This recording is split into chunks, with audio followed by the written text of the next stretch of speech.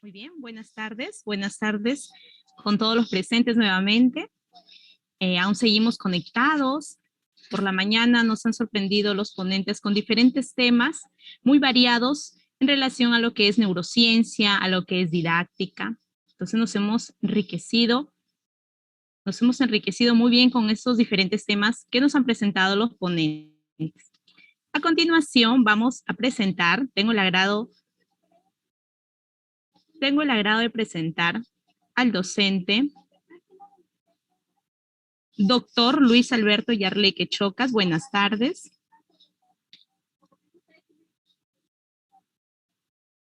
Bien, el maestro va a abordar el siguiente tema, que es principales aportes de la neuropsicología a la educación. A continuación, su trayectoria a lo largo de su carrera profesional, y él es licenciado en psicología, magíster en psicología con mención en psicología educacional, doctor, docente de la Universidad del Centro del Perú, director de la revista Renovación, asimismo también de la revista Horizonte de la Ciencia, director de la unidad de posgrado de la Facultad de Pedagogía y Humanidades, decano de la Facultad de Pedagogía y Humanidades, con varios a su nombre como investigación en educación y ciencias sociales.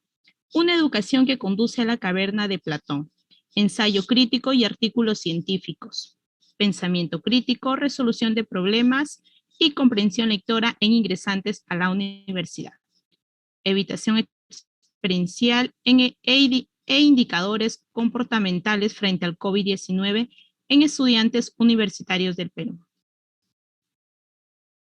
Recibo un cordial saludo, doctor Luis Yarleque. Usted puede empezar.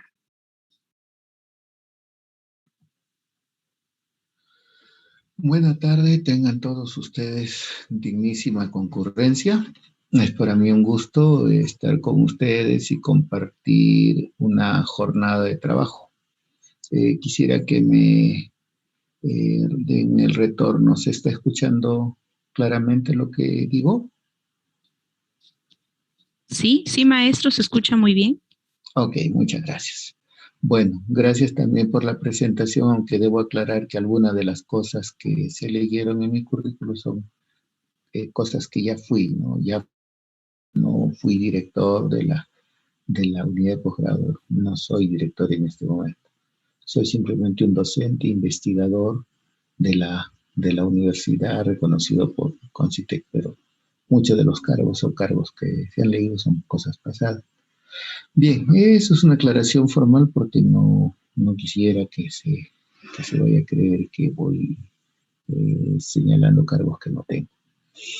Bueno, pero eso es lo secundario. Voy a comenzar eh, la jornada de trabajo con ustedes. Se me ha pedido que converse respecto de un tema que es formidable, fundamental, que es el aporte de la neurociencia a la educación.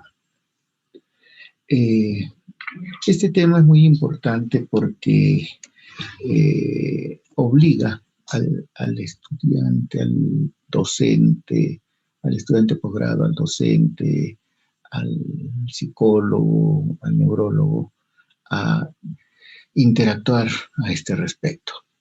En ese punto quiero partir, en la medida en que vamos a hablar del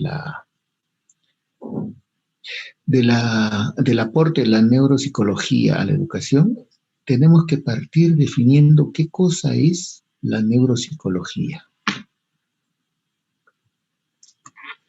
La neuropsicología es una ciencia intermedia en realidad, es parte de las neurociencias, pero es una ciencia intermedia entre la psicología y la neurología.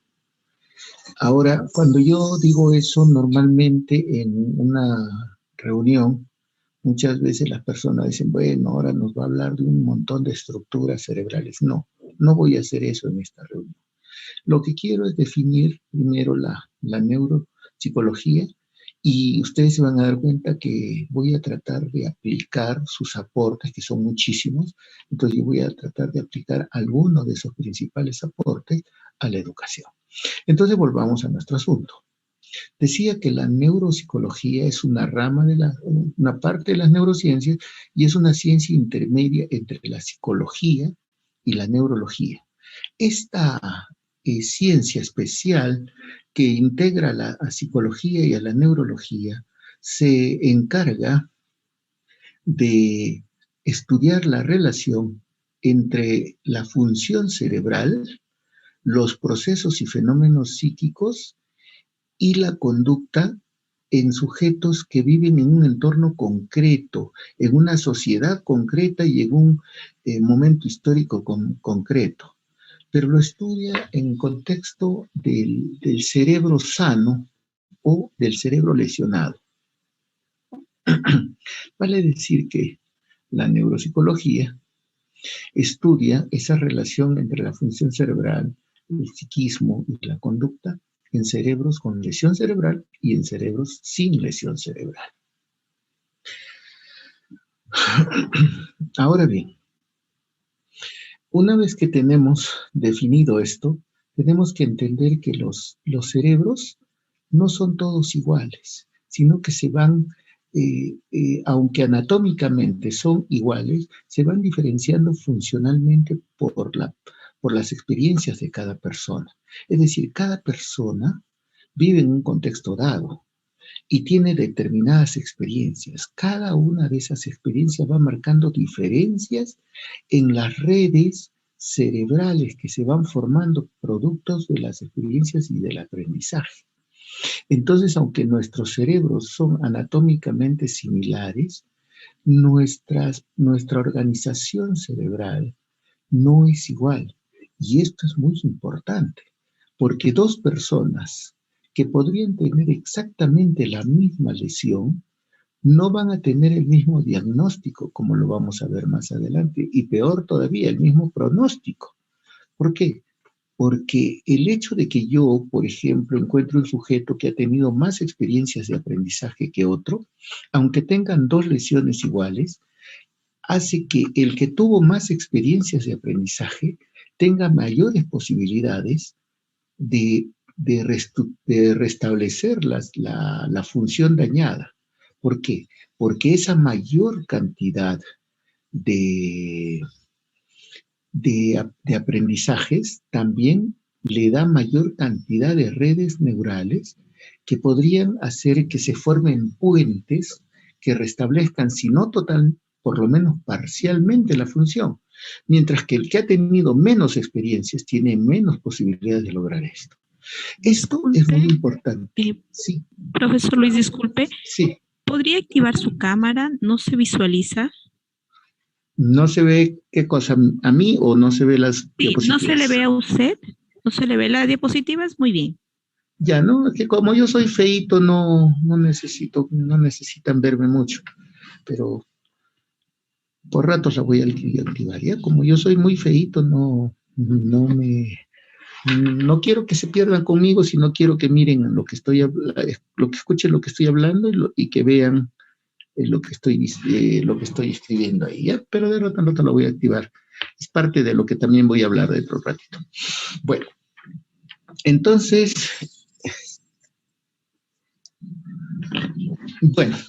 les decía que nuestro cerebro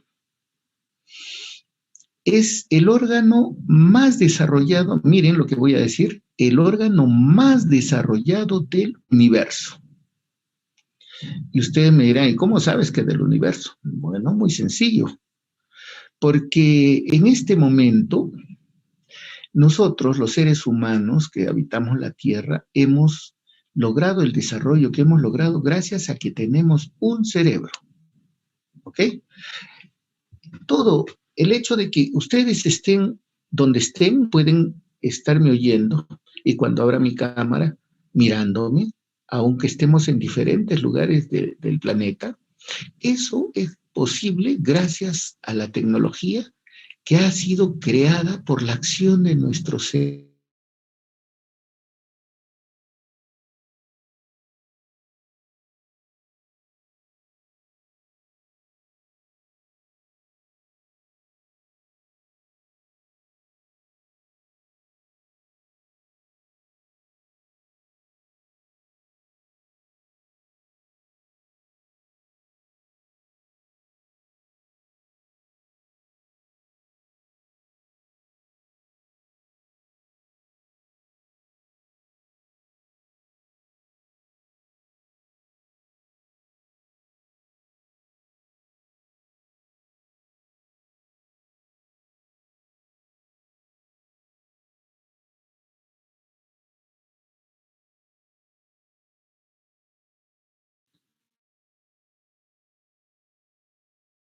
Maestro, maestro Luis, disculpe, se ve que está compartiendo pantalla, pero no se le puede escuchar.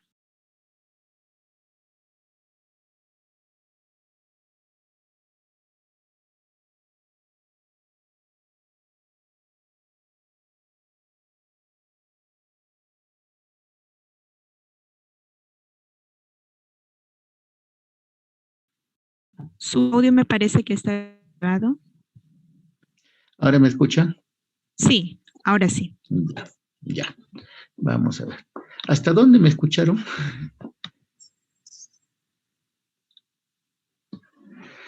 Bueno, entonces voy a repetir lo último por si acaso, ¿ya? Les decía que el cerebro es el órgano más desarrollado del universo.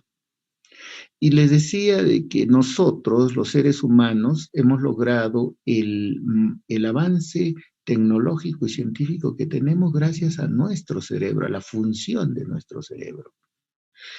Y les decía, ¿por qué del universo? Porque si en otro planeta muy lejano, aunque no sea conocido en este momento, existieran seres desarrollados, eso sería gracias a su cerebro. No importa cómo le llamen en ese planeta, pero sería gracias a su cerebro. Entonces, terminaba diciendo la frase de que nosotros, todos los seres humanos, tenemos el órgano más desarrollado del universo. No podemos sentirnos pobres. Y a esto le agrego un dato más. Miren, en la literatura del siglo pasado, incluso de fines del siglo pasado, y todavía del comienzo del presente siglo, se decía que el estimado del número de neuronas que teníamos cada persona era aproximadamente de 100.000 millones de neuronas. 100.000 millones de neuronas, se decía, tenemos aproximadamente cada persona. Y bueno, ahora, en este momento, están circulando libros y videos todavía con ese dato. Pero más o menos a fines de la primera década del presente siglo, los estudios han comprobado que no es así. Tenemos mucho más, muchísimo más de 100.000 millones de neuronas. El estimado actualmente válido, aceptado por las neurociencias, es de que tenemos unos 86 billones de neuronas. Para que tengamos una idea de eso, imagínense que uno de ustedes tuviera en el banco 86 billones de dólares y yo voy y les digo, por favor, tú me conoces, me has escuchado en una conferencia, ¿puedes prestarme 100.000 millones de dólares? Te los regalo, me dice. ¿Sabes por qué? Porque 100.000 millones no es nada comparado con 86 billones. Entonces nosotros tenemos en promedio 86 billones de neuronas, una capacidad inmensa. El potencial de nuestro cerebro aún no ha sido determinado totalmente. Se ha avanzado mucho en el conocimiento del cerebro, pero todavía sabemos que hay muchas cosas por conocer. Y lo que sin embargo ya se ha establecido es que tenemos un potencial tremendo. Para que tengan una idea más, cada axón, un axón es la parte terminal de una neurona que lanza la señal a otra neurona o a otras neuronas. Se ha calculado que cada axón puede hacer sinapsis con 1.000 neuronas. Imagínense, una neurona hace sinapsis con 1.000 neuronas. Imagínense ahora cuántas sinapsis podrían haber si nosotros tenemos 86 billones de neuronas.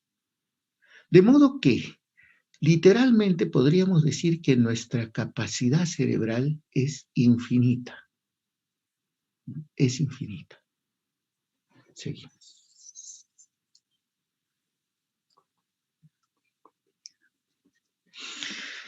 Muy bien. De esto que hemos dicho, se sigue otra cuestión. No hay, y fíjense que digo, no hay función psicológica o comportamiento complejo sin un cerebro que sea su base material. Y digo compleja, porque evidentemente, por ejemplo, hay animales primitivos, por decir una ameba, que no tiene cerebro, ¿no? Tiene simplemente una red neural y con esa red neural hace actividades básicas, ¿no? Alimentarse, atrapar su comida, reproducirse, y hace movimientos, pero no son complejos, son elementales, ¿no? Sin embargo, el hecho de que, por ejemplo, hace un momento la señorita me diga, doctor, active su cámara o active su audio, ¿no? O proyecte sus diapositivas, todas esas son actividades ya complejas. El hecho de que yo esté hablando corrido con ustedes y el hecho de que ustedes me estén escuchando activamente, procesando lo que yo estoy diciendo, todo eso son actividades complejas y estas solo son posibles gracias a nuestro cerebro. Entonces, actividades elementales pueden ocurrir sin concurso de un cerebro, pero actividades complejas solo ocurren gracias al cerebro. Por eso es que es importante lo que estamos conversando, porque todo lo que se trata de enseñar en la educación son actividades complejas. Las actividades elementales no se tienen que aprender, vienen ya establecidas, preestablecidas en patrones que nuestro cerebro, nuestra médula incluso, ni siquiera el cerebro, ejecuta desde que nacemos. Por ejemplo, cuando el bebé acaba de nacer y le ponemos el dedo o un pezón en la boca, en los labios, él succiona. No tiene que usar su cerebro para ello, eso es un reflejo y está controlado a nivel medular, ¿no? Lo mismo que pasa con todos los reflejos básicos, ¿no? Y entonces ahí no hay que el niño ha pensado, acá hay un pezón, así que tengo que succionar porque tengo que alimentarme. No ocurre nada de eso. Son funciones básicas. Pero el hecho de que ustedes hayan decidido ingresar a esta sesión y hayan hecho todas las maniobras pertinentes para ingresar a ellas, esas sí son actividades complejas. Y esas, así como la creación de todo lo que tenemos en tecnología y ciencia en este momento, son productos del cerebro. Entonces, en síntesis, no hay actividad compleja, psicológico-conductual, que no ocurra gracias al cerebro. Y esa es la razón por la que en educación un docente, sea del nivel que fuere, no puede prescindir de tener conocimientos respecto del cerebro, porque cuando nosotros hacemos que alguien aprenda o cuando nosotros mismos aprendemos, eso, todo eso depende de nuestro cerebro.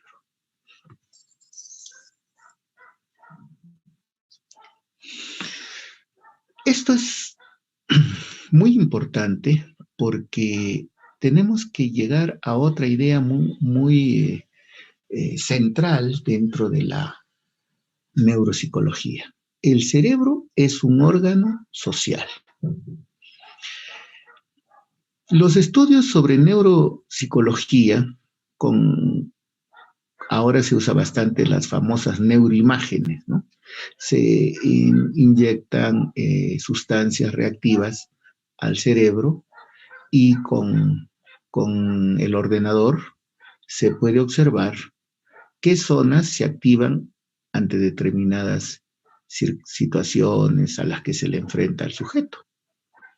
Entonces, el conocimiento del cerebro a partir de las neuroimágenes se ha incrementado mucho. Bueno, lo cierto es que nosotros traemos ya prefabricados, determinados genéticamente, algo que los neuropsicólogos ahora y los neurólogos, todos los neurocientíficos, le llaman módulos. ¿Qué cosas son los módulos? Los módulos son unas ciertas estructuras funcionales que trae nuestro sistema nervioso, incluyendo el cerebro, que se van poniendo en acción en la medida en que el ser humano madura, ¿no? Y crece, y que nos hacen posibles ciertas funciones. Pero esas son funciones elementales.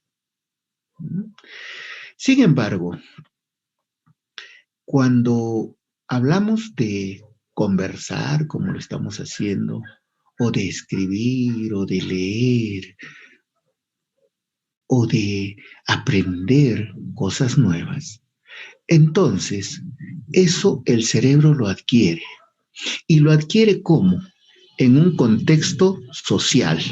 No hay posibilidad de aprenderlo sin ese contexto social.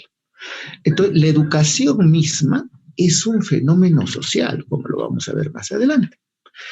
En las culturas primitivas, en las formaciones más primitivas, los hombres primitivos descubrieron que una manera de darle continuidad a las cosas que aprendían era enseñándola a sus congéneres.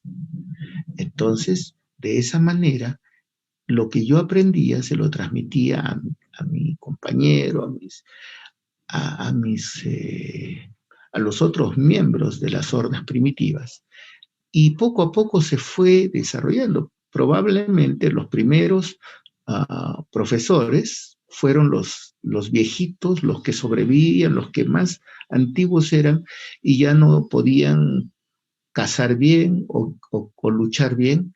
Entonces ellos le enseñaban a los más pequeños a construir armas, herramientas y a usar estrategias de caza, de pesca.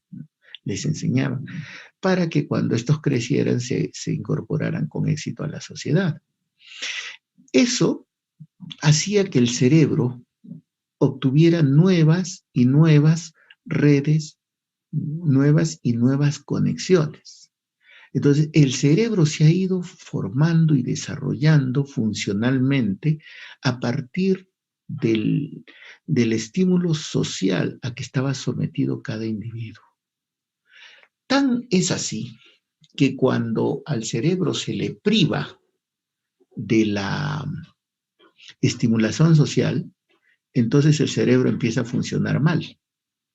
Por ejemplo, si un sujeto dice, bueno, yo no quiero saber nada de los demás, yo quiero vivir solo, y vive como un ermitaño, no es que solamente viva como un ermitaño, no es solamente eso, sino que su cerebro empieza a alterarse en su fisiología, empieza a funcionar anómalamente. Y esa es la razón por la que luego, si tú tienes a una persona que ha vivido separada del entorno social y tratas de integrarla, tienen muchas y muchísimas dificultades para integrarse a los contornos, a los contextos sociales, ¿no? Pero también hay más problemas todavía. ¿Qué ocurre? Por ejemplo, una persona que está deprimida, como todos lo saben, se aleja de los demás, ¿no? Se aleja de las demás personas.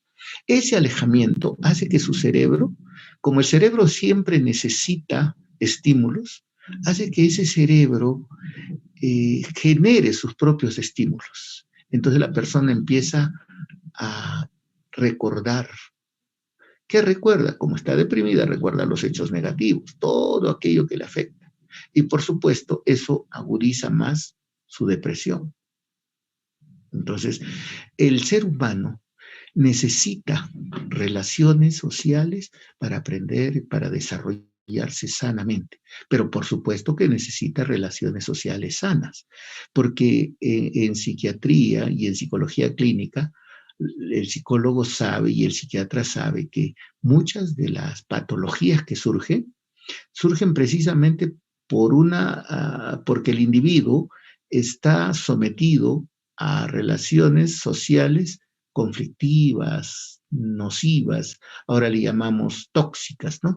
Entonces, el hecho de estar sometido a ese tipo de relación altera también la psicología y, por supuesto, con ello ha alterado la fisiología del cerebro. Por eso les decía que el cerebro es un órgano social por naturaleza. Aprende, se desarrolla dentro de la sociedad y también se puede enfermar en un contexto social patológico.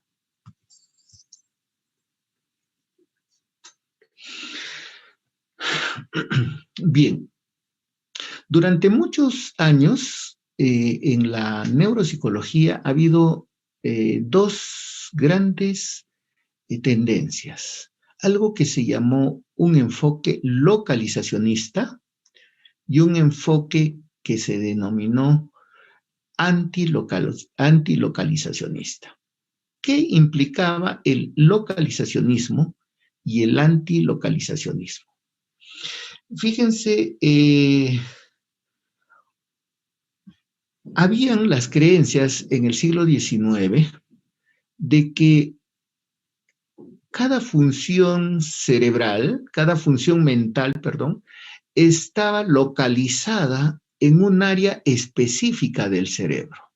Entonces, así podíamos buscar el área de la memoria, el área del amor, el área del odio, y entonces se pensaba así del cerebro, ¿no? Entonces, hubo una tendencia precientífica, no nada científica, pero que tuvo su papel dentro del desarrollo de la neurología, es lo que llamaron la frenología, ¿no? Se trataba de ubicar pedacitos del cerebro responsables de cada función psicológica. Ahora, esa tendencia fue acicateada por los descubrimientos de Broca primero y Wernicke después. Broca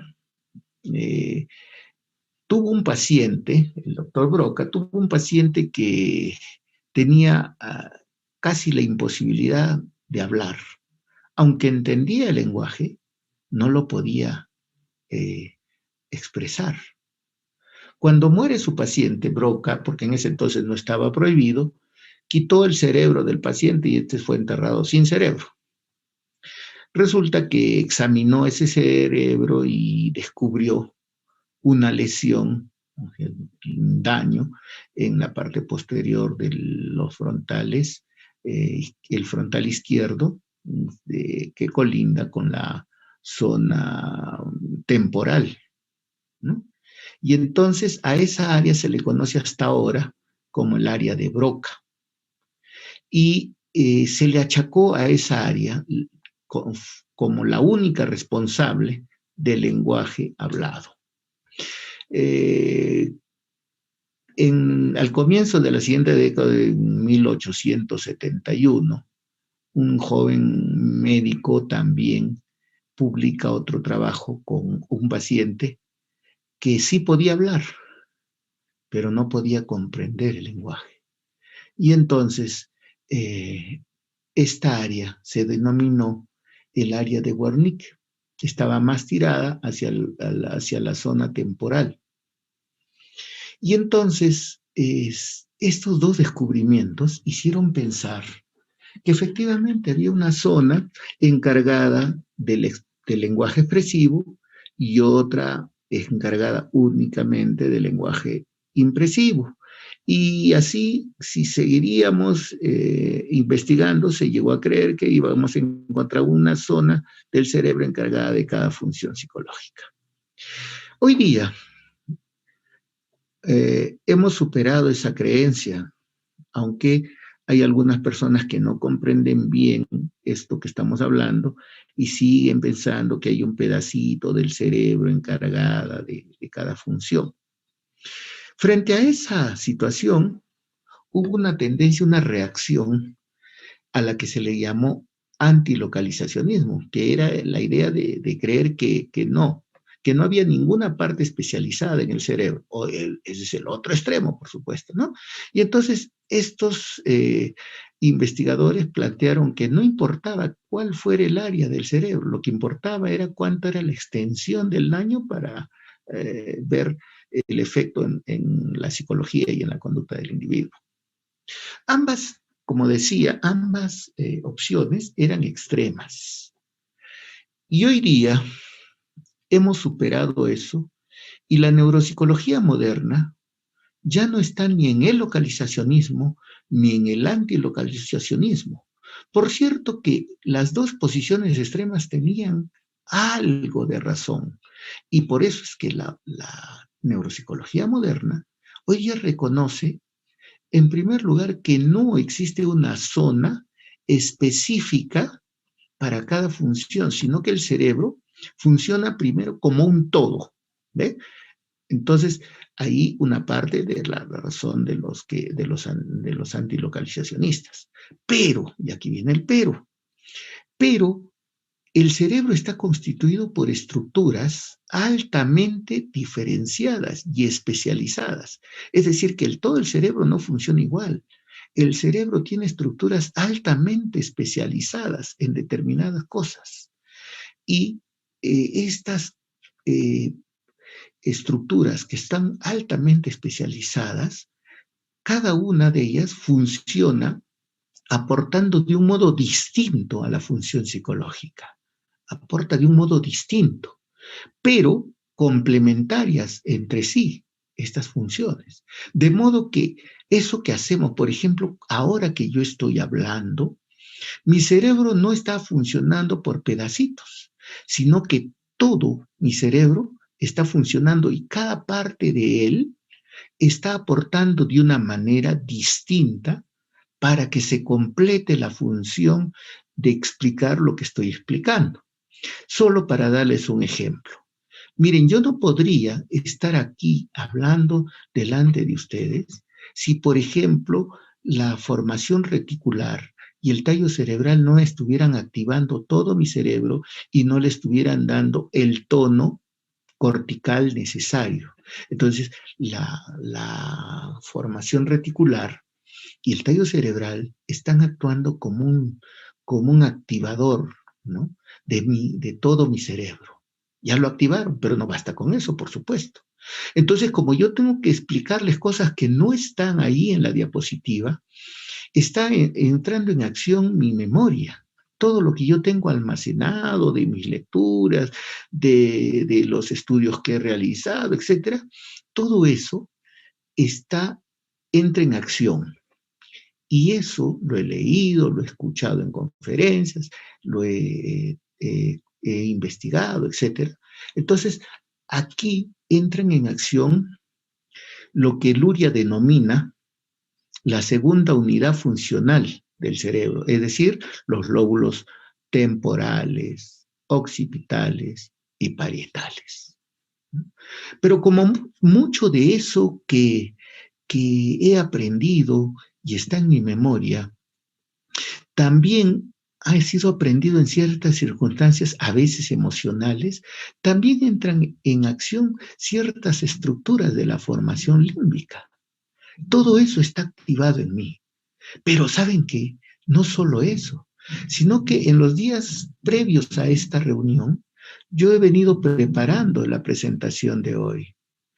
Esa elaboración del plan que he formulado para que se ejecute esta presentación, esa planificación se hizo fundamentalmente por la acción de mis lóbulos frontales, que me ayudaron, me hicieron posible planificar esta reunión. Y luego, ahora que estoy ejecutándola, mis lóbulos frontales están monitoreando lo que hago, lo que digo, ¿no? Entonces, hace un ratito la señorita me decía, doctor, por favor, active su cámara.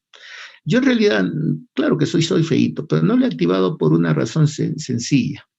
Y les voy a explicar eso con más detenimiento luego. Pero ¿saben qué? Si ustedes me ven a mí, se dedican a mirarme, yo gesticulo bastante. Y yo no quiero que se pierdan mirándome, sino que quiero que se concentren oyéndome y leyendo lo que está ahí. Entonces, adrede retiro un estímulo para que se concentren en otros. ¿Ya? Yo le digo a la señorita, no, es que yo soy feíto, claro que sí lo soy, pero esa no es la razón por la que no abro la cámara, porque yo soy feliz de ser feíto, ¿no? En realidad sí me gusta ser lo que soy, pero en realidad lo que estoy haciendo es responder a una planificación que mis lóbulos frontales han hecho, ¿no? Y ahora que estoy hablando con ustedes, mis lóbulos frontales están monitoreando lo que hago, lo que digo. Entonces, cuando la señorita me pide que abra la cámara, mis lóbulos frontales evalúan, miren, y me dicen, Luis, no lo hagas porque se van a distraer mirándote y tú no quieres que te miren, no es lo importante, sino que te oigan y te lean. Entonces, ¿qué hago? No abro la cámara. ¿Pero por qué? Porque he evaluado y al evaluar yo decido si corrijo, mantengo o modifico mi actividad. Fíjense que en un ejemplo tan sencillo como esta exposición, les puedo hacer notar cómo no parte, sino todo mi cerebro está actuando en ello. ¿Eh? Entonces, todo mi cerebro está actuando. Por eso es que hoy día la neuropsicología moderna no acepta la idea de que hay una zona encargada exclusivamente de una función, no.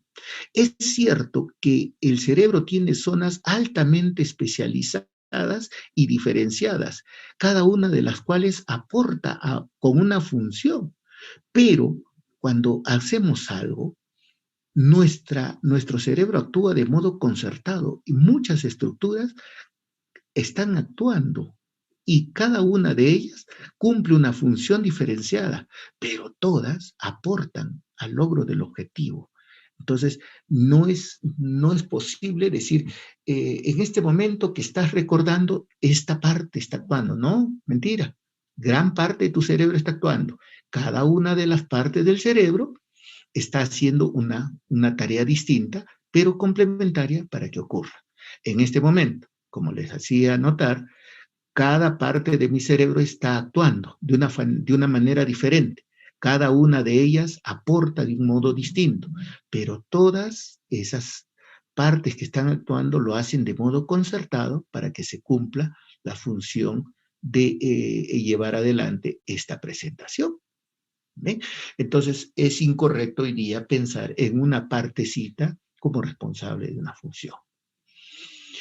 Entonces, ese es el enfoque que hoy día tiene la neurología, es el enfoque de sistemas. Como ustedes recuerdan, cuando hablamos de un enfoque de sistemas, hay un sistema. Ese sistema tiene subsistemas, cada subsistema es distinto del otro, morfológica y funcionalmente. Pero cada uno de esos subsistemas aporta de una manera diferenciada, especializada para que funcione el sistema. Ese es el concepto que subyace a lo que acabo de explicarles. Entonces, Luria es el que tomó ese enfoque de sistemas y le sirvió para explicar la función cerebral. Posteriormente, por supuesto, han habido otros investigadores que han aportado a la neuropsicología, pero en el sentido estricto, Alexander Romanovich Luria puede ser reconocido y es reconocido por muchos investigadores, aunque otros difieren al respecto, también lo cual es justo, ¿no? Como el padre de la neuropsicología. Entonces, esa es la lógica con la que quiero que se entienda todo lo que voy a decir en adelante. Ahora bien, ya entendimos qué es la neurología, la neuropsicología, hemos entendido algunos conceptos importantes sobre el cerebro y hemos entendido también cómo es el enfoque con el que debemos abordar el estudio del cerebro. Pero nuestro tema es los aportes de la neuropsicología a la educación. ¿Y qué es o cómo estamos entendiendo la educación? La educación es un fenómeno, primero, social y activo. Es social porque este fenómeno ocurre en el contexto de la sociedad humana, ya en las hordas primitivas. Es más, amigos, en algunos animales ya los gérmenes de la educación existen, sobre todo en los animales, en los mamíferos. Por ejemplo, hay un librito muy interesante de los hermanos de Zuviría en el que se narran cómo algunas madres empiezan a enseñar a sus cachorros a cazar o a librarse de los peligros. He ahí los gérmenes de la educación. Cuando la loba enseña a sus hijos a cazar o a escapar frente a los peligros, está educándolos. El que ha tenido un gato, una gata, perdón, y ésta ha tenido su cría, seguramente ha podido observar que a veces la gata captura un ratón y no lo mata. Medio herido lo lleva donde su cría para que ellos, entre comillas, jueguen con él y lo terminen matando. A los que observan les puede parecer muy sádica la acción, pero en realidad la gata está realizando una actividad que es el germen de la educación, está enseñándoles a cazar a sus hijos, ¿no? Bueno, eso mismo ocurre con el ser humano, pero a mayor escala y con mucha mayor diferencia cualitativamente. Entonces, la educación es la que permite, por ejemplo, la que permitió que el hombre primitivo le enseñe a sus congéneres y a sus descendientes a construir las herramientas. De modo que no todos no tuvieron que empezar desde cero. Si yo ya sabía algo, eso le enseñaba a mis congéneres y a mis descendientes, y entonces ellos ya no tenían que partir desde cero, sino que partían desde donde yo estaba y seguían desarrollando. Eso es lo que ha garantizado la continuidad en el desarrollo histórico.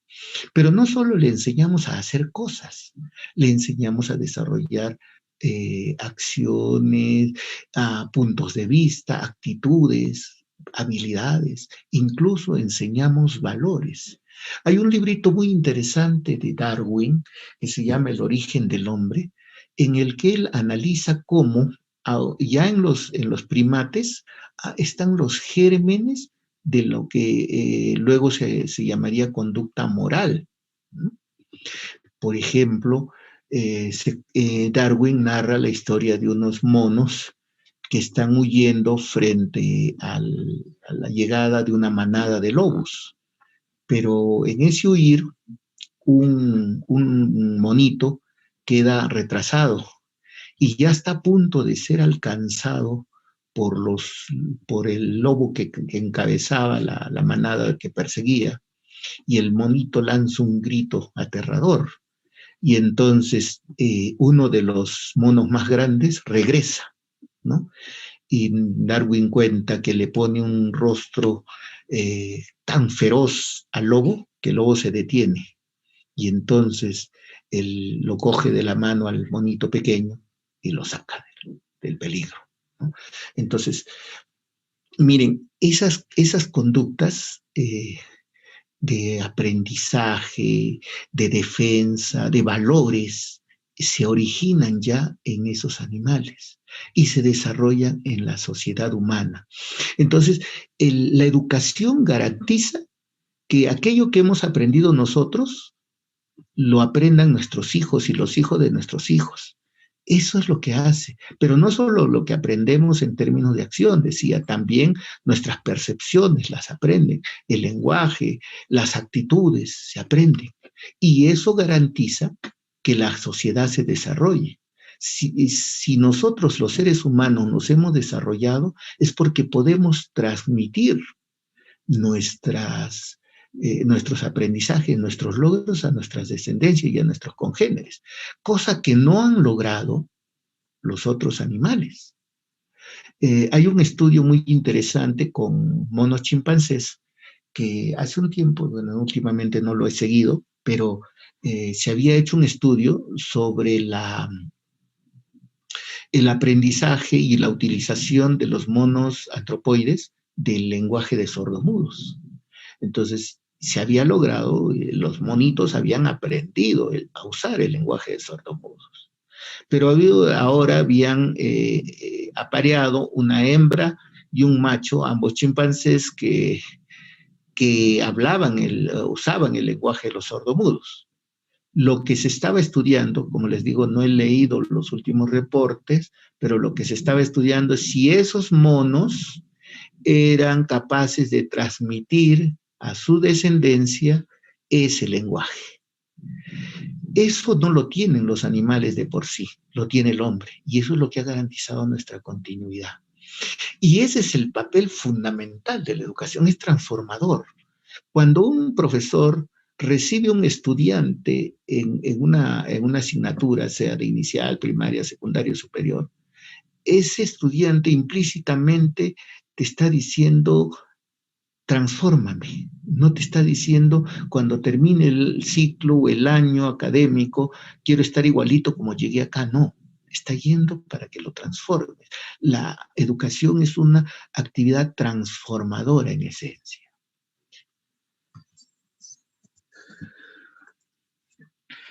Entonces, es la educación lo que garantiza ese desarrollo social, porque recordemos, si un hombre primitivo aprendió a cierta técnica para partir una piedra y obtener dos piedras con filo, que pueda usarlas como cuchillo, entonces, al enseñarle la técnica a sus congéneres y a su descendencia, estos ya no tienen que empezar por ensayo y error a descubrir cómo obtener una piedra con filo, sino que ya logran tener una piedra con filo y pueden a partir de eso obtener otras cualidades, por ejemplo, pulirla, etc. Eso es lo que garantiza la continuidad, ¿no? Entonces, el desarrollo de la ciencia, como les decía hace un rato, de la tecnología que tenemos, de las artes, del derecho, todo eso es producto de que hay un proceso educativo y de que ese proceso educativo es un proceso social por excelencia. Ahora bien, entonces, la educación y el desarrollo son dos cosas casi indisolubles. Sin embargo, cuando en una sociedad se educa a los miembros de esa sociedad, ¿para qué es? Regularmente es para que los miembros de la sociedad se adapten a esa sociedad, aprendan sus costumbres, los niños aprenden las costumbres de los adultos, aprenden las habilidades de los adultos, los valores de los adultos, los roles de los adultos. Entonces, ¿para qué ocurre eso? Para que la sociedad se preserve. Pero al aprender todo eso, la sociedad, por supuesto, se fortalece. Sin embargo, cuanto más aprenden los miembros de esa sociedad, también surgen personas que se van dando cuenta de que no todo es tan bueno en esa sociedad y empiezan a cuestionarla. Y es así como la sociedad, que en esencia es conservadora, o sea, la educación es para conservar lo que ya tenemos, empieza a encontrar en ella, en la educación, los gérmenes de los cambios, de las revoluciones. Porque entonces surge gente que dice, no, pero esto está mal. Y como está mal, hay que cambiarlo.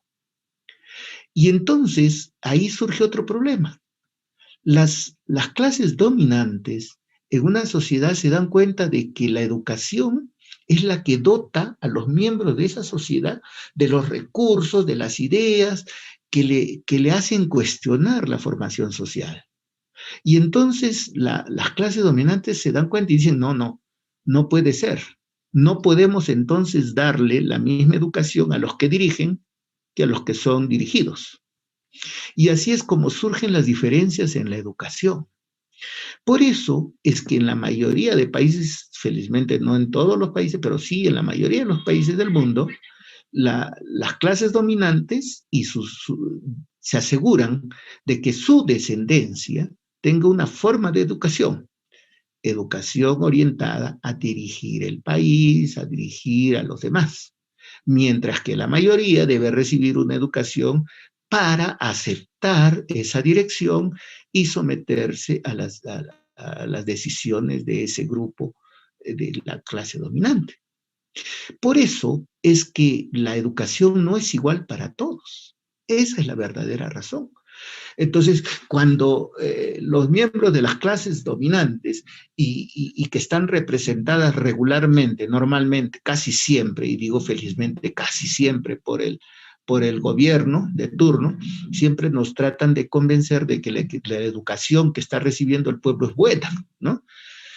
Yo recuerdo que estuve hace unos años en un congreso que se dio en la Universidad Católica, fuimos llevando unos trabajos, y justo estaba la señora Nadine Heredia como un parte del equipo que inauguraba el Congreso. Bueno, yo no sé por qué, me imagino que era una razón política, porque la señora Nadine no es una científica, pero bueno, estaba inaugurando el Congreso.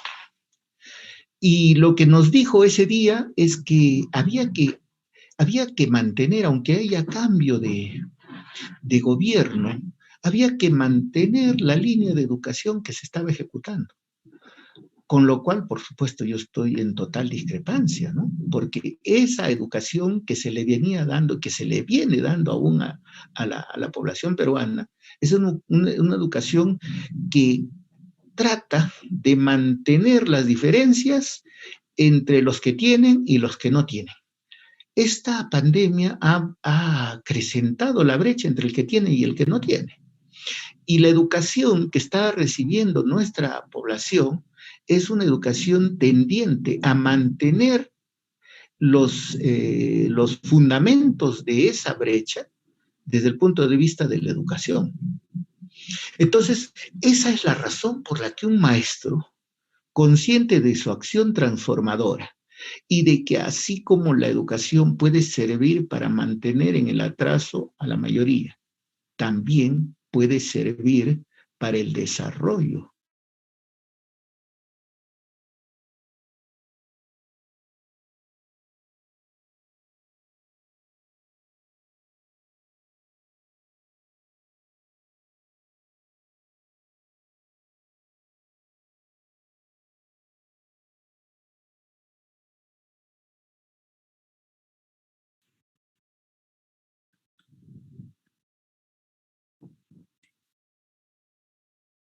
Al parecer han habido algunos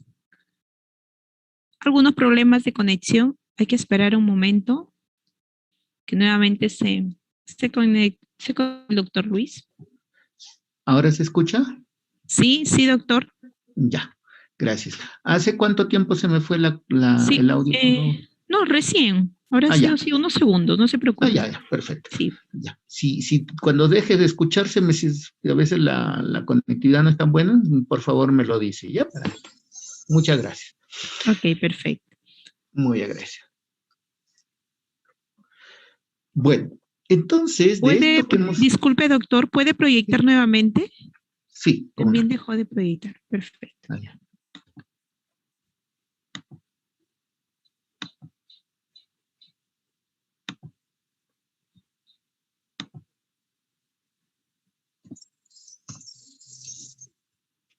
¿Se puede ver?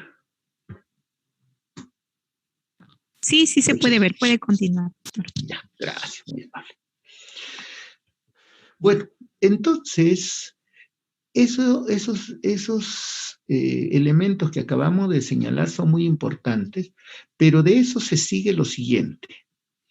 Nosotros no solo cuando ejercemos la actividad educadora, no solo educamos el cuerpo, no solo educamos la mente, sino que educamos al asiento material de todo eso. ¿Cuál es el asiento material de la mente y del comportamiento? El cerebro.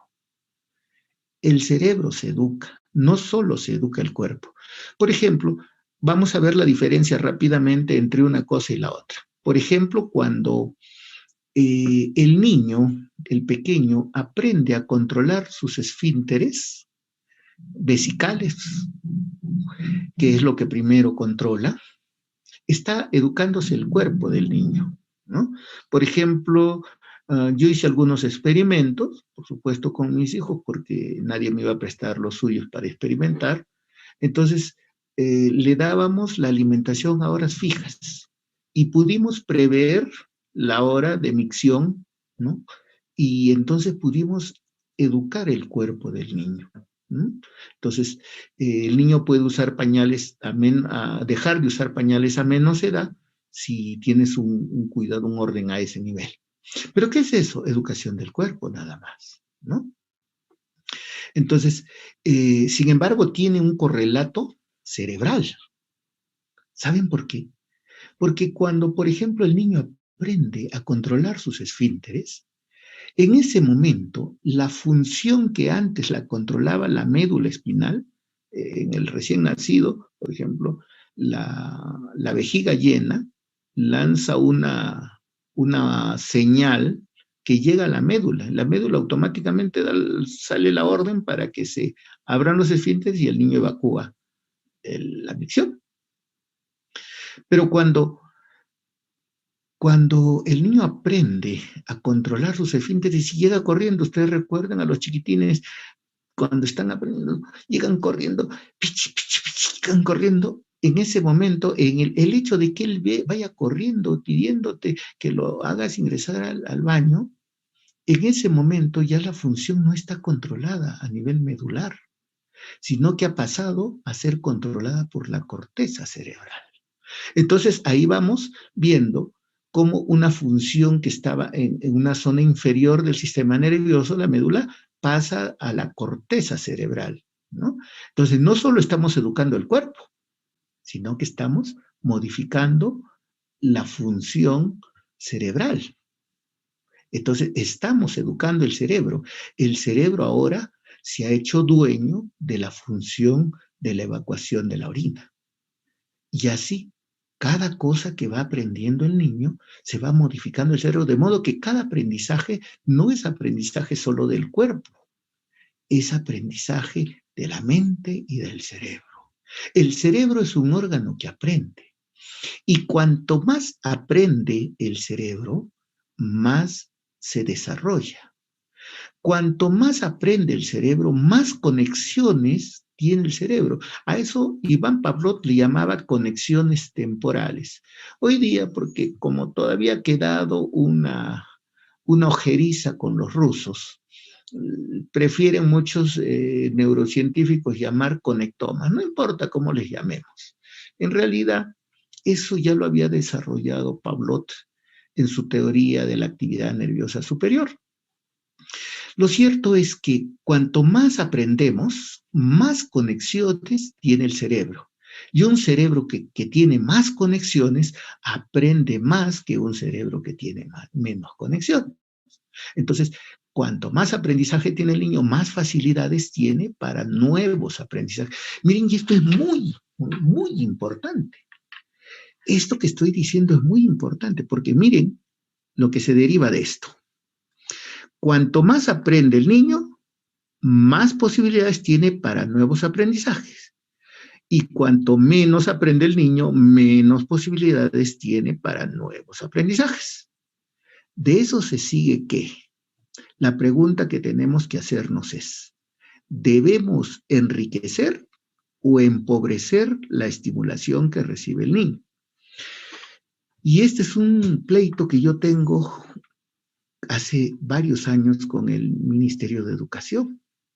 Si ustedes miran, por ejemplo, las famosas rutas del aprendizaje, que bueno, ya pasaron, pero igual los documentos modernos del ministerio siguen capturando lo mismo. Por ejemplo, se dice, el niño de 5 años o de 3 años cuenta hasta 5, hasta. No dice cuenta como mínimo 5, ¿no? Que son sus deditos. No, hasta 5. Y ese hasta 5 se entiende como el límite al que debe llegar el niño. Y los profesores lo están entendiendo así, y los que monitorean a los profesores, creo que le llaman acompañantes, no los acompañan mucho, pero bueno, no importa, eso es un eufemismo. Lo cierto es que todos lo entienden así como hasta. De eso deviene que no hay que enseñarle más, y se cree que le hace daño al niño. Como ustedes se darán cuenta, la neurociencia y la neuropsicología en particular desmiente todo eso, porque más bien, cuanto más aprende el niño, más facilidades para nuevos aprendizajes. ¿Mm? Y así. Entonces, ¿cuál es la conclusión que se saca a este respecto? Que si el niño pregunta, por ejemplo, ya sabe hasta 5, ¿y de 5 qué sigue, mamita? ¿De 5 qué sigue, misita? De 5 sigue 6, y entonces le enseñamos. No, pero tiene que ser hasta 5 nomás, dicen los del ministerio. No, hay que darle todo lo que él quiera aprender, Ustedes y yo, que trabajamos diariamente en las aulas, nos damos cuenta de que el estudiante pregunta más de lo que tú has planeado. A mí, incluso en pregrado, en posgrado, en todos los niveles ocurre que uno planea su clase y de pronto te preguntan algo que no está en tu plan. No les vas a decir, no, no te voy a enseñar porque eso no está planeado. Ahora en la mañana me contaba una colega que está llevando un curso de informática, que le hizo una pregunta a su profesor de informática sobre un tema que a ella le interesa, ¿no? Y le dijo, profesor, ¿cómo hago esto? Bueno, eso va a ser en la 7ª clase. Entonces, eso está mal. Un profesor puede tener, yo puedo tener un tema en la última clase y seguramente lo voy a desarrollar ahí. Pero si alguien me pregunta, le digo, bueno, eso lo vamos a ver más adelante, pero te voy a decir por el momento esto. O sea, no puedo dejar a mis estudiantes diciéndole, no, eso te lo vas a aprender más grande, más allá. Antes los papás le decían a los hijos cuando le preguntaban, mamá, ¿cómo se hacen los hijos? Cuando seas grande lo vas a saber, ¿no? Cuando ya tenían hijos, recién lo podían conversar, porque qué cosa, que a veces empezaban la actividad sexual casi sin saberla. Entonces, esa no es la alternativa. Entonces, muchos niños preguntan muchas cosas más y los profesores tienen miedo de enseñarles, de explicarles, porque hasta ahí tiene que llegar, ¿no? Entonces, fíjense cómo la neurociencia contradice eso que se está haciendo en la educación. Y esa es la razón por la que les decía, eso no es casual. Por lo que les dije hace un rato, el hecho de que la educación del poblador peruano esté tan limitada no es casual, sino que responde al hecho de que también las clases dominantes están tratando de que la población peruana tenga bajo nivel de educación porque entonces es más manejable. Esa es la verdadera razón. Por eso que cuando el profesor se somete a eso, lo que está haciendo es cómplice de la propuesta. Bueno, entonces les decía de que el cerebro es un órgano que aprende y al aprender se transforma. Ahora les digo algo más. Ya les di razones por las que debemos hacer que el cerebro aprenda, pero les digo algo más. Si tenemos dos personas que por alguna razón X sufrieron la misma lesión cerebral, ¿ya? Dos personas que tienen la misma lesión cerebral, pero una ha aprendido más que la otra. ¿Por qué? Porque vivió en un entorno donde le dieron más estímulos, etc. ¿Saben qué pasa? Que la persona que aprendió más tiene mejores posibilidades de recuperarse ante la lesión que la persona que aprendió menos. ¿Y saben por qué? La razón es sencilla. Porque cuando se produce una lesión y hay muerte neural, entonces ciertas conexiones que ya estaban establecidas se rompen. Y por supuesto, las funciones psicológicas y conductuales que dependían de esas conexiones se pierden. Pero como esta persona X tenía más aprendizajes, entonces esas conexiones que él tiene le van a permitir trazar nuevos puentes neurológicos que restituyen la función perdida. Mientras que el que ha aprendido menos tiene menos puentes y por lo tanto tiene menos posibilidades de restituir su función perdida. Esa es la otra razón por la que nosotros no debemos limitar el aprendizaje del niño. Más bien, todo lo que podamos hacer que aprenda, que lo aprenda. No hay que, no está muy chiquito. Si él quiere aprender y puede aprender sin forzarlo, puede aprender jugando, que lo aprenda. Porque entonces estamos dotándolo incluso de mejores potencialidades para que en un eventual caso de que tuviera una lesión, tenga mayores posibilidades de restituir sus funciones.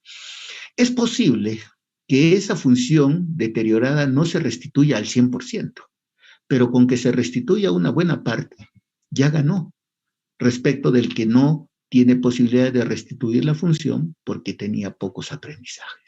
Entonces, miren cómo es tan importante cuando el cerebro aprende. Entonces, cuando el cerebro aprende, no solo aprende, se reorganiza. Por ejemplo, ya dijimos que tuvo una lesión. ahora las funciones han sido trasladadas a otras redes neurales. ¿Qué ha pasado? El cerebro se ha reorganizado. ¿Ven? Entonces, ese cerebro, y poniendo reactivos que tiñen las zonas que se activan, las zonas celulares que se activan, entonces he podido observar que, por ejemplo, si a mí me dan una tarea por primera vez, ciertas zonas de mi cerebro se activan mientras las resuelvo. Pero en la medida en que yo voy resolviendo cada vez más esa misma situación, las zonas que se activan en el cerebro van cambiando, se van modificando. Es decir, en mi mismo cerebro, yo mismo, cuando emprendo 2 o 3 veces la misma tarea, son otras las zonas cerebrales que van en acción. Y miren, ocurre algo más. Por ejemplo, recuerden ustedes, a todos nos ha pasado que cuando empezábamos a escribir, ustedes escribían mirando lo que escribían. Por ejemplo, si iban a trazar una A, miraban su mano, miraban el cuaderno, miraban el renglón y con su visión controlaban el movimiento de su mano. A eso se llama actividad controlada. Eso significa que un grupo de neuronas, de grupos diferentes de neuronas, no un grupo, sino grupos diferentes de neuronas en el cerebro estaban activándose para realizar esa actividad. Y esa actividad suponía también un control voluntario. Ustedes se proponían dibujar esa A, lo cual hacía participar a los lóbulos frontales, que como les dije hace un rato, son los que regulan y controlan la actividad. Pero finalmente aprendimos a trazar la A, la E, todas las letras del alfabeto. Y hoy día ustedes y yo escribimos de corrido. Hoy día ni ustedes ni yo, ninguno de nosotros, cuando va a escribir se pone a mirar con detenimiento su mano al trazar las letras. ¿No? Ninguno. ¿Y saben por qué? Porque la actividad ya ha sido automatizada. Cuando la actividad es automatizada, las estructuras cerebrales que participan son inferiores a cuando la actividad es controlada. Ahora ya mis lóbulos frontales no tienen que verificar ni controlar mi actividad de escribir. En este momento, si yo, en lugar de presentarles diapositivas, tuviera que escribir en la pantalla lo que les estoy diciendo o el contenido de la diapositiva, mis lóbulos frontales ya no estarían encargándose de controlar mi escritura, porque ya mi escritura está automatizada. En este momento, mis lóbulos frontales lo que están haciendo, sí, es controlar lo que digo, cómo lo digo, la entonación con que lo digo. Eso sí está controlando mis frontales. ¿Por qué? Porque eso no es automático. Mi discurso no es automático. Yo no me lo he aprendido de memoria. Por eso es que está controlándose por los lóbulos frontales. Pero yo escribo de memoria. Ustedes pueden en este momento cerrar los ojos, agarrar un lapicero y escriban su nombre o lo que quieran y van a poder escribir con los ojos cerrados. ¿Saben por qué? Porque la función está automatizada. Al estar automatizada, son estructuras inferiores las que controlan ese acto automático. ¿Y saben por qué?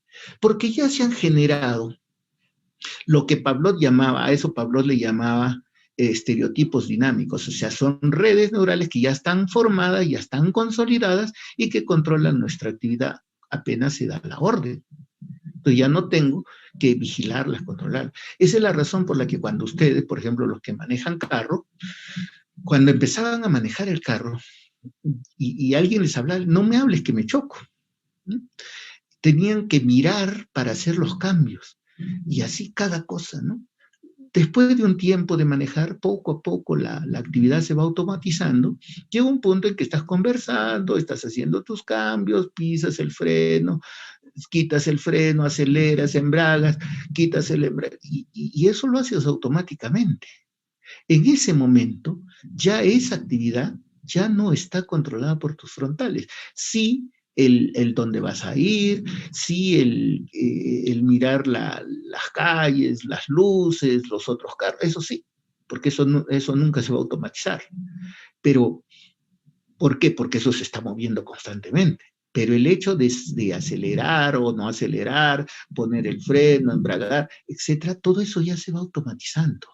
Al estar automatizado, pasa a ser controlado por esos estereotipos dinámicos y ya no tienen tus frontales que controlan la actividad. Tus frontales se van a dedicar a controlar otro tipo de actividad. Entonces quiero que noten cómo nuestro cerebro, en la medida en que desarrollamos una habilidad, en la medida en que esa habilidad, por ejemplo, se puede convertir en destreza, en esa medida se va reorganizando constantemente. No es que un grupo de zonas neurales se activan con una actividad y siempre va a ser así. No, en el mismo cerebro mío no va a ocurrir. Peor si se trata de ustedes y yo. Si yo y ustedes somos sometidos al mismo problema, yo les aseguro que cada uno de nosotros tendría diferentes zonas del cerebro activadas.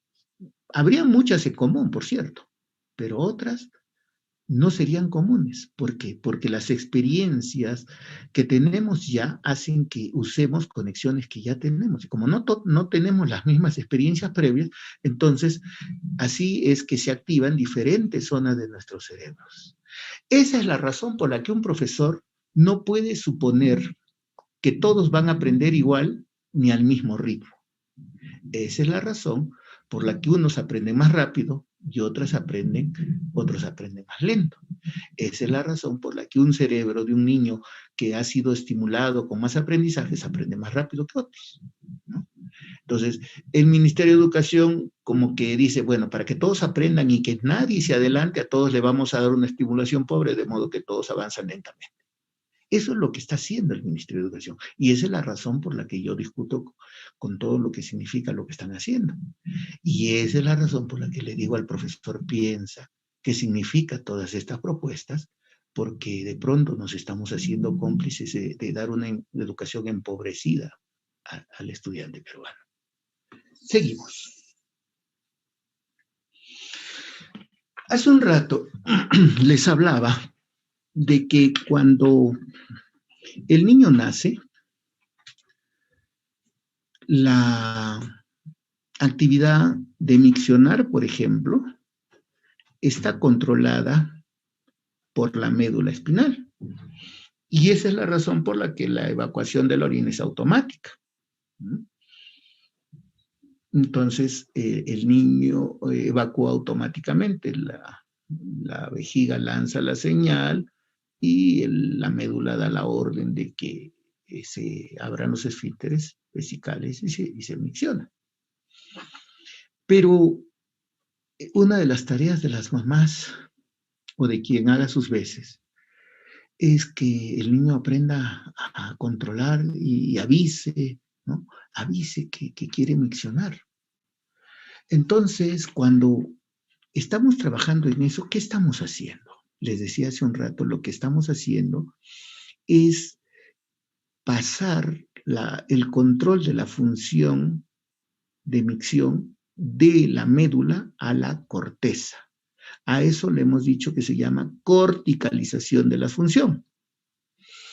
Pero posteriormente ocurre otro proceso, más especializado aún, más complejo aún, que es el proceso de frontalización de la función.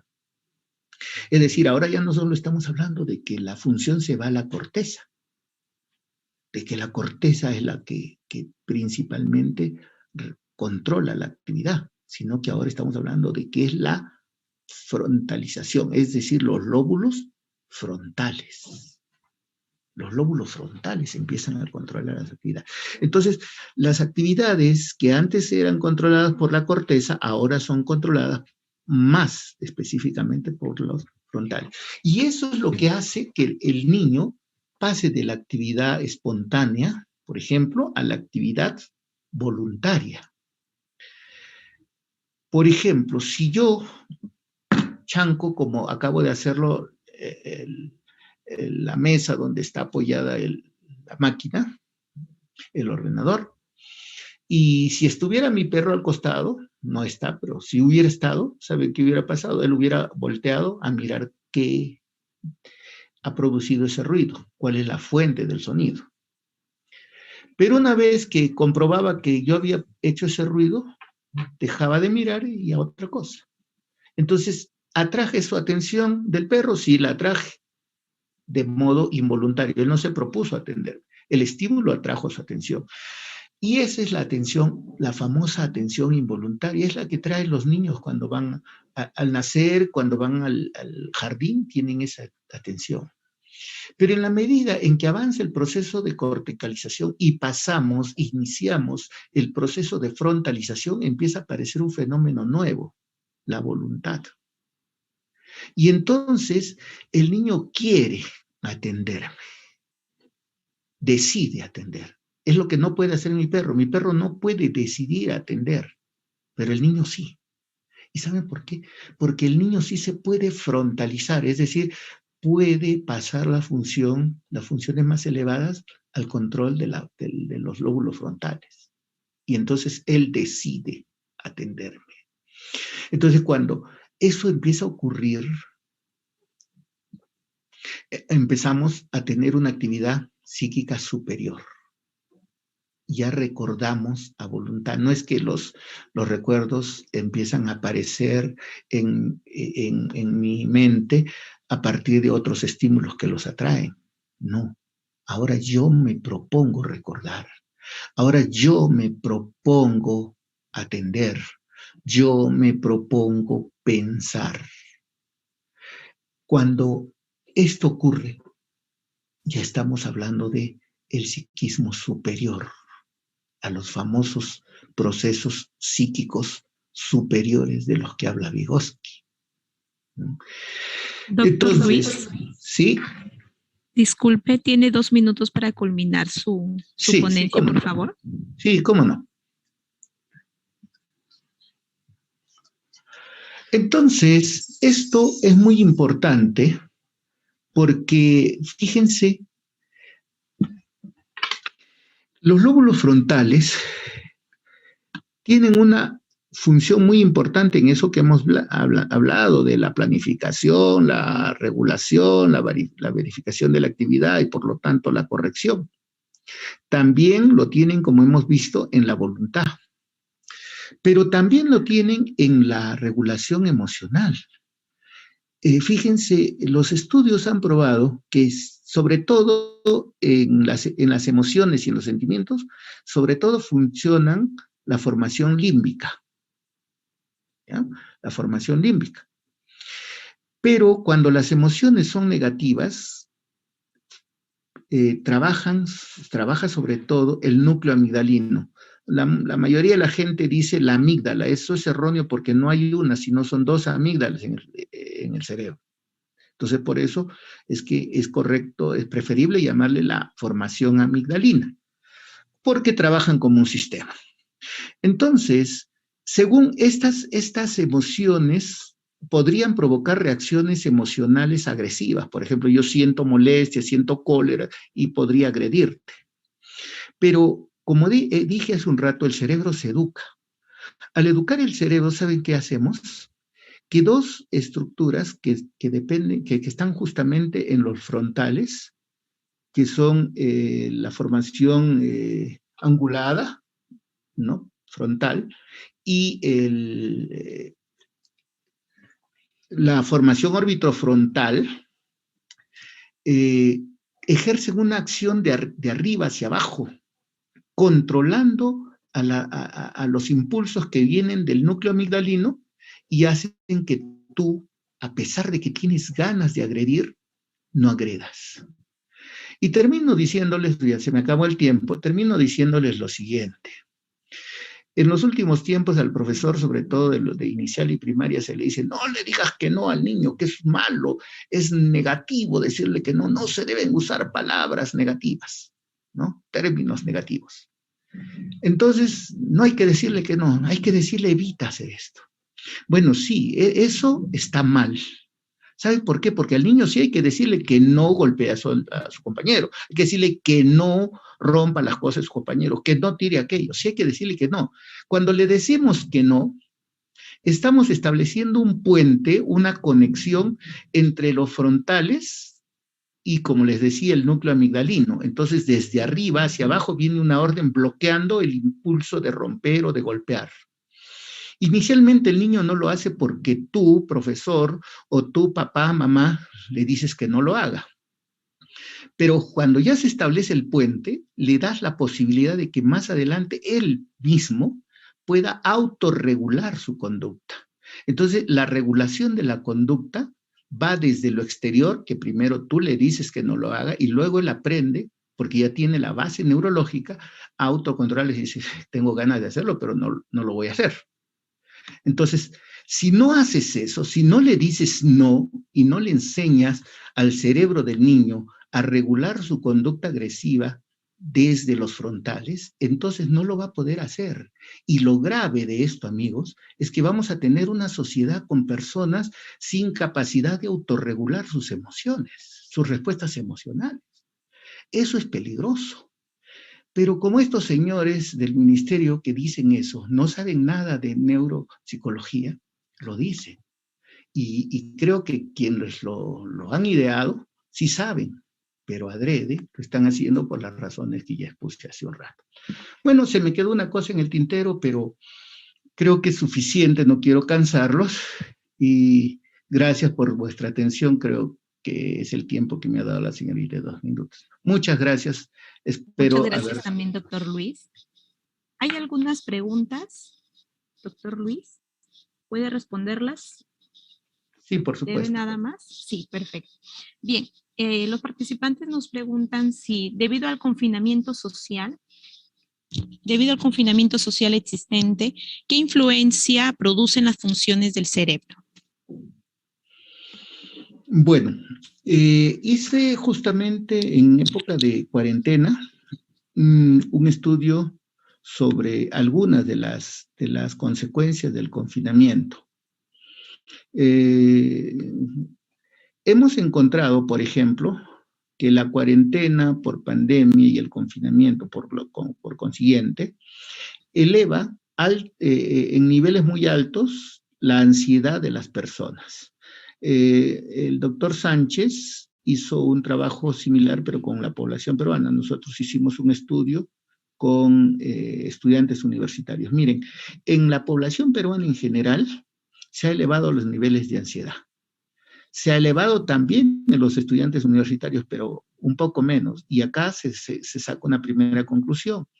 El hecho de tener mayores conocimientos, mayor información, reduce un poco la ansiedad, pero no por eso el que tiene más conocimientos no tiene ansiedad.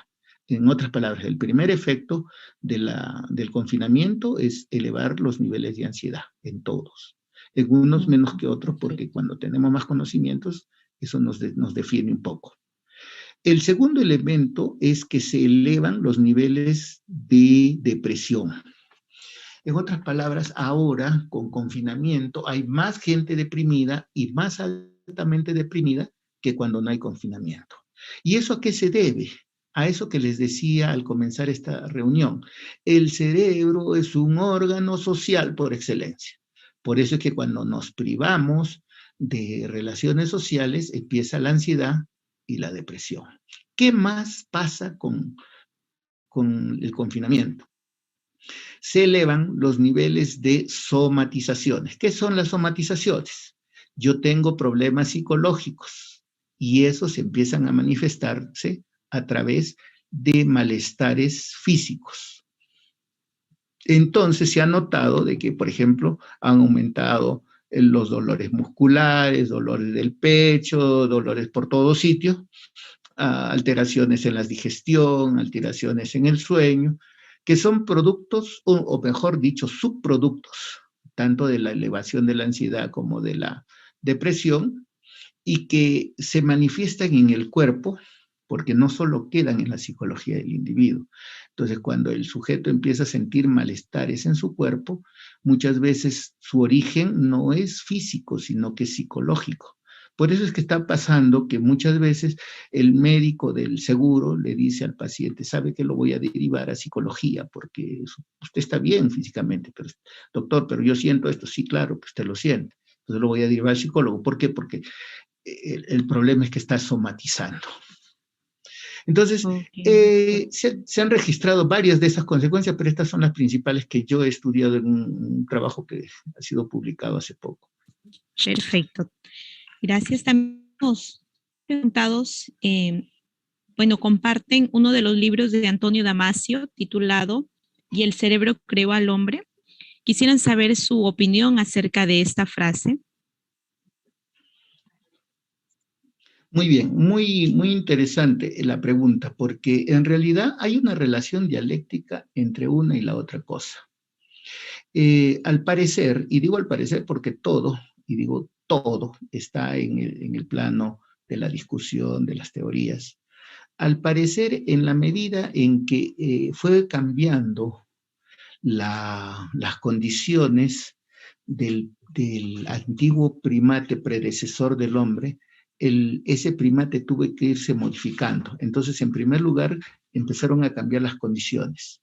Al ir modificando, por ejemplo, sus maneras de responder, por ejemplo, al coger un palo y sacarle una punta para convertirlo en una lanza o en un elemento de defensa contra otros animales más poderosos, en ese momento se modificó su mano.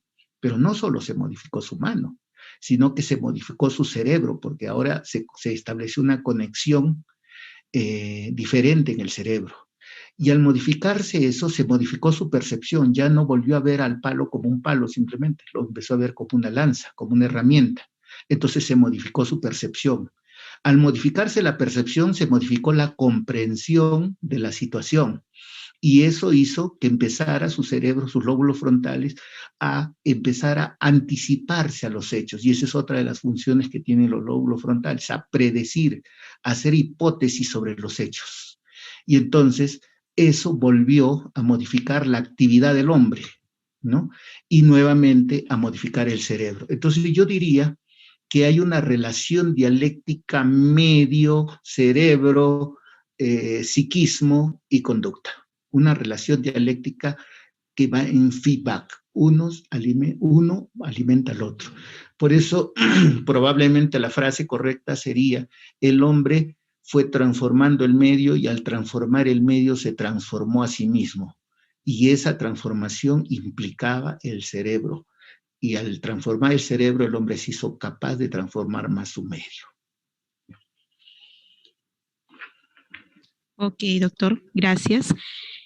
Una pregunta más. Nos dicen si cree que es necesario y evidente trabajar con los planes de estudio y curriculares para preparar a los líderes del futuro. Yo pienso que en realidad tendría que modificarse todos los planes de estudio, primero para enriquecer la estimulación que están recibiendo los estudiantes en todos los países de Latinoamérica. Y les digo en todos los países de Latinoamérica porque recuerdo que hace unos años llevé una conferencia a un congreso en Guatemala, hablando justamente de los problemas que tenía la estimulación del niño en nivel inicial. Y cuando terminé, una colega en Guatemala se puso de pie y me dijo: doctor, eso que usted acaba de narrar en su país también ocurre acá. Y la mexicana se paró y dijo: yo también creo que en mi país está ocurriendo.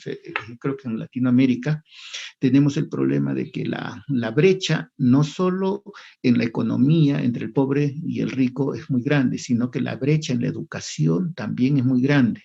Entonces tenemos que replantear los planes de estudio. Y yo creo que tenemos que darle a los niños lo mejor, la más rica estimulación que podamos. Nosotros no vamos a decidir quiénes son los líderes. Eso va a salir de la propia realidad.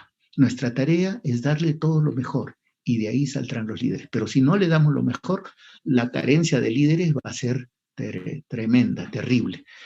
Ahora tenemos, por ejemplo, si ustedes se dan cuenta, tenemos un Congreso y muchos pensamos que no nos representan en gran parte, pero esos son los líderes del país. ¿Y por qué? Porque hay mucha pobreza en la educación. Si tuviéramos una educación más rica, tendríamos cerebros más ricos y hombres y mujeres más capaces.